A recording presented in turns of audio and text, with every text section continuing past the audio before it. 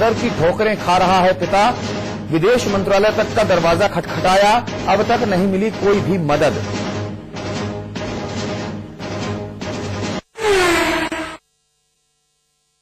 आजम CM के मंत्रालय से नाराज, नहीं आ रहा उनका कामकाज। रामपुर के राजा हुए रुस्वा। नमस्कार, आपके साथ मैं अतुल अग्रवाल हूं। उत्तर प्रदेश सरकार में कैबिनेट मंत्री मोहम्मद आजम खान साहब एक बार फिर से नाराज हो गए हैं। आजम खान साहब अपने विभाग से नहीं बल्कि मुख्यमंत्री अखिलेश यादव के विभाग से नाराज हैं। दरअसल गाजियाबाद में हज हाउस के निर्माण में वित्त विभाग की ढिलाई और आपत्ति से नाराज आजम खान साहब ने प्रदेश में मुख्य सचिव जावेद उस्मानी को पत्र लिख दिया और कहा कि ये महकमा हज कमेटी को चोर उचक्कों का गिरोह समझता है। आजम खान के इस पत्र ने एक बार फिर राज्य की अखिलेश यादव सरकार को मुश्किलों में जरूर डाल दिया है। इस मुद्दे पर बात करेंगे अमिताभ अग्निहोत्री जी, हमारे मैनेजिंग एडिटर हमारे साथ दिल्ली से हैं। आपको मैं लखनऊ लेकर चलूंगा। भाई आबिद हुसैन हमारे साथ हैं, आप वरिष्ठ कांग्रेसी नेता हैं। डॉक्टर चंद्रमोहन हमारे साथ हैं, आप भारतीय जनता पार्टी के प्रवक्ता हैं। आप तीनों का स्वागत है समाचार प्लस के नंबर 1 कार्यक्रम बिग बुलेटिन में। जी, तो लगभग सभी मौसमों में नाराज रहने वाले आजम खान साहब ठंड बढ़ने से पहले एक दफे फिर नाराज हो गए। अब की बार नाराजगी का जो कारण है वो हज हाउस है। आजम ने नाराजगी का इजहार मुख्य सचिव जावेद उस्मानी को चिट्ठी लिखकर किया, लेकिन विपक्ष अब सवाल उठा रहा है कि जब मंत्रालय खुद प्रदेश के मुखिया अखिलेश यादव के अधीन है तो चिट्ठी आपने मुख्य सचिव को काहे लिखी? आप ये चिट्ठी सीधे मुख्यमंत्री जी को भी लिख सकते थे।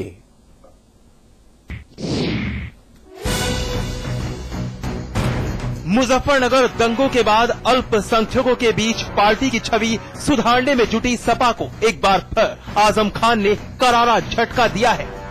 कैबिनेट मंत्री आजम खान ने गाजियाबाद में लंबित पड़ी और अर्ध निर्मित हज हाउस की जमीन कैबिनेट मंत्री आजम खान ने राज्य सरकार को वापस कर दी है। इसी सिलसिले में कैबिनेट मंत्री आजम खान ने प्रदेश के मुख्य सचिव जावेद उस्मानी को एक पत्र भी लिखा है। पत्र में आजम खान ने लिखा है कि बेमतलब वित्त विभाग इस मसले में परेशान कर रहा है। सरकार की कार्यप्रणाली और वित्त विभाग पर आरोप लगाते हुए आजम खान ने कहा है कि जब उनके जैसे साफ सुथरी छवि वाले व्यक्ति के साथ इनका ऐसा बर्ताव है तो बाकी विभागों के बारे में सोचा जा सकता है। आजम ने चिट्ठी में लिखा कि जिस तरह से टिप्पणियां की जा रही हैं, उससे लगता है कि हज कमेटी चोर उचक्कों का गिरोह है। आजम खान ने पत्र में ये भी लिखा है कि वित्त विभाग जानबूझकर ऐसी आपत्ति कर रहा है, लिहाजा उस जमीन और आधे अधूरे पड़े हज हाउस को सरकार वापस ले ले। हालांकि अब इस मसले पर विपक्ष ने चुटकी ली है। मुख्यमंत्री अखिलेश यादव जी, मुलायम सिंह यादव जी सहित पूरा परिवार हमेशा से आजम खान के बातों आजम खान के आगे घुटने टेकता आया है, तो हमको तो ये लगता है कि ये सरकार पूरी तरीके से उनके सामने फिर घुटने टेक देगी। वहीं कांग्रेस ने भी आजम खान को निशाने पर लेते हुए कहा कि आजम हमेशा ही लोगों को गुमराह करते हैं और जब वित्त विभाग मुख्यमंत्री के पास है तो आजम खान को मुख्य सचिव को नहीं बल्कि मुख्यमंत्री को पत्र लिखना चाहिए।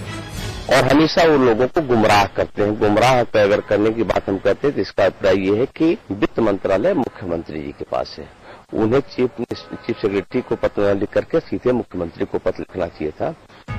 मामला आजम खान से जुड़ा है तो समाजवादी पार्टी भी मामले से कन्नी काट रही है।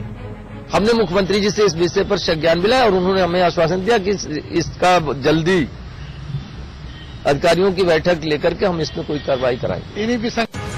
ये पहला मौका नहीं है जब कैबिनेट मंत्री आजम खान ने सरकार पर कामकाज को लेकर सवाल खड़े किए हैं, लेकिन ऐसे में ये कहना गलत नहीं होगा कि समय चुनाव का है और अगर खुद सरकार के मंत्री सरकार पर सवाल खड़े करते रहे तो विपक्षियों की बल्ले बल्ले हो जाएगी। अशोक तिवारी, लखनऊ, समाचार प्लस। चर्चा शुरू करेंगे। आबिद हुसैन साहब, ये वाकई ये है क्या?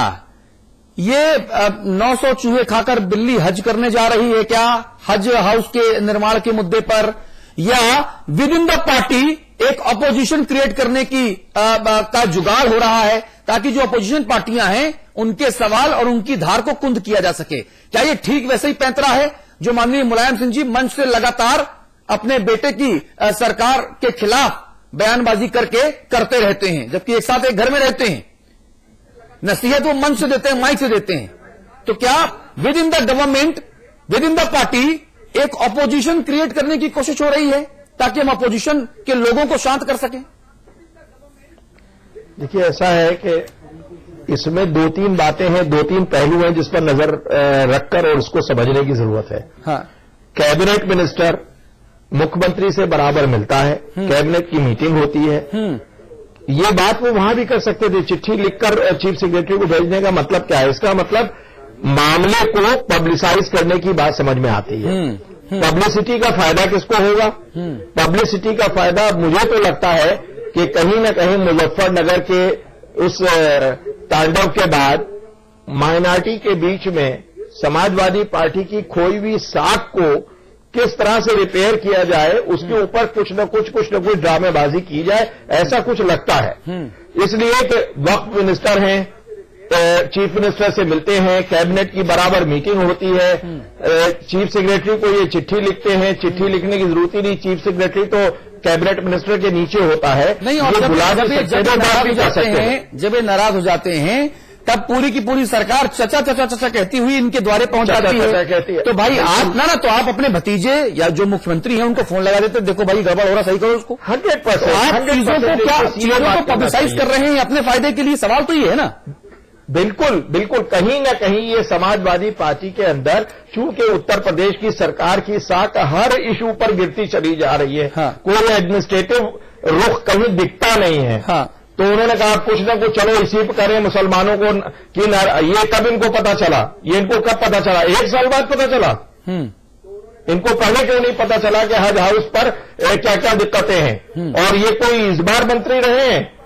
भाई देखिए, ऐसा है ना, ये सारी चीजें हमें तो लगता है नूरा कुश्ती जैसा खेल है, और ये अपनी इंपॉर्टेंस भी मिनिस्टर्स के बीच में एक्स्ट्रा ऑर्डिनरी बनाने के लिए, हमदर्दी का एक माहौल क्रिएट करने के लिए समाजवादी पार्टी एक माइनॉरिटी कम्युनिटी बिलखुसूस खासतौर से मुसलमान कम्युनिटी की ज्यादा हमदर्दी, ये सब दर्शाने का अगर खेल है तो ये राजनीति नाहज पर होनी चाहिए, न इस तरीके के कामों से किसी को फायदा होगा। ठीक है, कोई भी आदमी समझता है, इनको सीधे चीफ मिनिस्टर से बात करना चाहिए थी। हाँ। टेलीफोन से या मिलकर, और हाँ। कैबिनेट में ये मसला उठाना चाहिए था, जो तरीका है। हाँ। डॉक्टर चंद्रमोहन, मुझे एक चीज समझ नहीं आती, जब आप मौखिक तौर पे इजीली बात कर सकते होते हैं, जब आप एक दिन में कई दफे बात करते होते हैं, जब आप महत्वपूर्ण समारोहों में महत्वपूर्ण मौकों पर एक साथ होते हैं, आप मुख्यमंत्री जी के कंधे पे हाथ रखने का भी अधिकार रखते हैं, क्योंकि उन्होंने आपको दर्जा दिया है, आप उनके चाचा हैं। तब इस मौके पर इस तरह की चिट्ठी लिखना जो मेरे हाथ में है, ये जो हम दिखा रहे हैं, क्या इस तरह की चिट्ठी लिखकर हम काम का जिक्र की फिक्र कर, लेकिन काम ना कर, या काम कर तो देर से कर, या काम कर तो एहसान लाद के कर वाली मसल को चरितार्थ नहीं कर रहे? बिल्कुल सही कहा अतुल जी आपने। और ये पत्र जो आपने दिखाया, मेरे पास भी पत्र आया, मेरे पास भी कई मित्रों ने पत्र भेजा, मेरे पास भी पत्र है। ये सच में क्या है कि जो आज आप और अमिताभ जी ने खूब अच्छे से विश्लेषण किया हुआ है आजम खान साहब के व्यक्तित्व का, वो अहंकारी व्यक्तित्व के व्यक्ति हैं। नहीं, ये आपका कहना है। ना, आपके इन शब्दों से सहमत या असहमत होना समाचार प्रेस की संपादकीय टीम के लिए आवश्यक कतई नहीं है। आपने कहा कि हमने और अमिताभ जी ने ये उनके व्यक्तित्व का एनालिसिस किया होगा। दरअसल हम लोग मुद्दों का एनालिसिस करने के लिए शो में बैठते हैं, जी, है ना। व्यक्तित्व का एनालिसिस करना हमारी जिम्मेदारी नहीं है। हम अतुल जी वो सामान्य व्यक्ति नहीं है, उत्तर प्रदेश के सबसे ताकतवर मंत्री हैं। हाँ, ताकतवर मंत्री के नाते से उनके व्यक्तित्व का अध्ययन करना प्रदेशवासियों की जिम्मेदारी है। हाँ। और उसी का परिणाम है जो पत्र उन्होंने लिखा है। हाँ। वो केवल और केवल अहंकारी भाषा के अंतर्गत लिखा हुआ पत्र है, और सरकार को ब्लैकमेल करने के लिए पत्र लिखा है। चश्मा आप कोई भी पहन सकते हो, स्वतंत्र हैं आप। ब्लैकमेल करने के लिए उन्होंने पत्र लिखा है। उनकी भाषा ब्लैकमेल करने वाली है, इसके क्योंकि राजा जब महातत्व को पत्र लिख रहा है, इसका केवल मतलब साफ है कि वो सरकार को ब्लैकमेल, जो लगातार वो ब्लैकमेल करते रहे हैं। सरकार में वो सबसे कद्दावर स्थिति में हो, सरकार अमिताभ जी, मुख्यमंत्री के पिताश्री कहते हो कि मेरे ये सगे छोटे भाई जैसे हैं, ये हमसे नाराज हो ही नहीं सकते। मुख्यमंत्री जिनके घर जाते हो, जिनकी आंखों की एक बार एक भ्रुकुटी तने या फिरे पुतली तो काम हो जाता हो, तो वो अपनी सरकार को ब्लैकमेल काहे करेंगे? मुझे समझ नहीं आ रहा। ये केवल पब्लिक पॉइंटरिंग है, इसके अलावा और कुछ नहीं है। चंद्रमोहन जी, अब अतुल जी, ये केवल इतनी भर बात नहीं है। आपकी बात से सहमत होते हुए भी मैं आपकी बात को आगे बढ़ा रहा हूं। हाँ। ये जौहर विश्वविद्यालय की राजनीति है। हाँ। जौहर जौहर विश्वविद्यालय में जो नगर विकास विभाग का पैसा लगा हुआ है, हाँ। उस पैसे की लगातार आपूर्ति होती रहे, हाँ। उसके लिए एक एजेंडा है उनका, उस एजेंडा के अंतर्गत कार्रवाई की गई है। चंद्रमोहन जी, 2-3-4 बातें महत्वपूर्ण है जो मुझे लगता है इस जेर बहस होनी चाहिए। बिल्कुल। एक, जी, जिन लोगों को सत्ता का अनुभव है, राजनीतिक लोगों को, जो मंत्री रहे हैं वो सहमत होंगे मेरी बात से, और हमारे जैसे कुछ पत्रकार जिनके मंत्री और मुख्यमंत्री दोस्त रहे हैं और ब्यूरोक्रेट्स दोस्त रहे, वो भी इस बात से 100% सहमत होंगे। अपार्ट फ्रॉम कि ये आजम खान का मामला है, मुलायम सिंह का मामला है। अमिताभ जी, हाँ। आपको एक इन्फॉर्मेशन दे दूं। हाँ। हमारे साथ उत्तर प्रदेश सरकार के मंत्री भाई शाहिद मंजूर साहब भी मौजूद हैं। आप उनसे भी अमिताभ जी बात कर सकते हैं, प्लीज। हाँ। तो वो लोग इस बात को जानते हैं कि वित्त विभाग के अधिकारियों से हर मंत्री को जूझना पड़ता है। हाँ। जिनको शासन प्रशासन सरकार की समझ है, उस बात को जानते हैं। आप कितने ताकतवर मंत्री हो, कितने भी ताकतवर मंत्री हो, जयराम रमेश को भी जूझना पड़ा था, और प्रणब मुखर्जी मंत्री थे तो उनको भी जूझना पड़ता था, और चिदम्बरम को भी जूझना पड़ता है, और एंटोनी को भी जूझना पड़ता है। ये छोटे मंत्री है क्या केंद्र में? उनको भी जूझना पड़ता है। ये वित्त विभाग की खूबी है, और यह उसके यूएसपी है। अगर खजांची खजाना खोल के खुले हाथ से बांटे तो कंगाल हो जाए, और हर मंत्रालय चाहता है उसको ज्यादा पैसा मिले। एक तो ये बात, इसमें एक्स्ट्रा ऑर्डिनरी चीज नहीं मुझे दिखी। दूसरी बात, आबिद साहब को याद होना चाहिए, इस गाजियाबाद के हज हाउस का शिलान्यास मालूम किसने किया था? उत्तर प्रदेश के मुख्यमंत्री और सपा के मुखिया मुलायम सिंह यादव ने किया था। ये आजम खान नहीं अपने घर से बनवाने आए थे। बिल्कुल। और कमिटमेंट था मुलायम सिंह यादव का उस समारोह में कि मैं वचन देता हूं कि 3 साल में बन के तैयार हो जाएगा। पश्चिमी उत्तर प्रदेश के लोगों को बड़ी राहत मिलेगी। 10 साल हो गए, सवाल नहीं उठाना चाहिए। 20% आबादी को गंगा में प्रभावित कर देंगे क्या?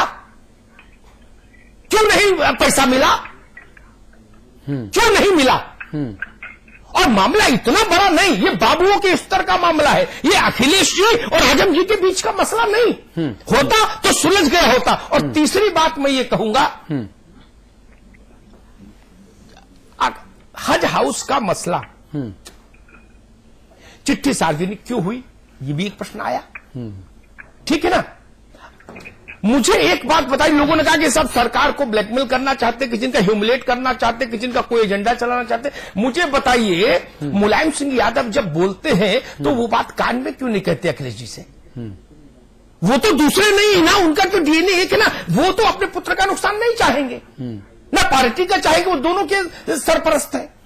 बोलते हैं ना, तो कोई गलत बात है? अगर कोई आदमी फादर फिगर है और वो किसी बात पर कहता है कि भाई ये बाबू ठीक काम नहीं कर रहा, ये एसपी ठीक नहीं चल रहा, ये कलेक्टर ठीक नहीं चल रहा, तो ठीक बात है। ये विषय मुख्यमंत्री के स्तर का नहीं कि एक हज हाउस को 10 करोड़ रुपए की रिलीज हो कि नहीं हो, ये मुख्यमंत्री के स्तर का विषय नहीं ना। शाहिद मंजूर हमारे साथ हैं, आप उत्तर प्रदेश सरकार में मंत्री हैं। भाई शाहिद मंजूर, खैर मकदम आपका, स्वागत आपका। जी सर। अच्छा, ये बताइए, आजम खान साहब ने जो चिट्ठी लिखी, ये चिट्ठी एक सामान्य कार्य प्रणाली और एक व्यवस्थागत प्रक्रिया का हिस्सा है, ऐसा मैं सोचता हूं व्यक्तिगत तौर पे। लेकिन हमारे कांग्रेसी मित्र बैठे हैं भाई आबिद हुसैन, हमारे भाजपाई मित्र बैठे हैं डॉक्टर चंद्रमोहन साहब, आप लोग इसमें बिटवीन द लाइन्स पढ़ने की कोशिश कर रहे हैं। कोई इसको अहंकारी चिट्ठी बता रहा है, कोई आजम खान साहब के व्यक्तित्व का वर्णन करते हुए उल्हाना दे रहा है। ये हकीकत में है क्या? हेलो जी मंजूर साहब। अब सीनियर मिनिस्टर हैं, चिट्ठी लिखी है तो किसी न किसी बात से दुखी होगी, लिखी होगी, चाहे वो बाबुओं की कमी हो या किसी क्लर्क की कमी हो। हाँ, कमी तो है। तो ये तो ओवरऑल सरकार की नाकामी के तौर पे है कि जब सरकार में बैठा नंबर 2 की हैसियत वाला कैबिनेट मंत्री बाबू की हो तो आम आदमी तो सुसाइड कर ले फिर। बात यही सब चीज रखो ना, तो चिट्ठी लगा आपके सरकार तक ले गए। अरे सरकार तक ले जाओ, चिट्ठी लगा। मंत्री जी आप ये सोचो, जब नंबर 2 की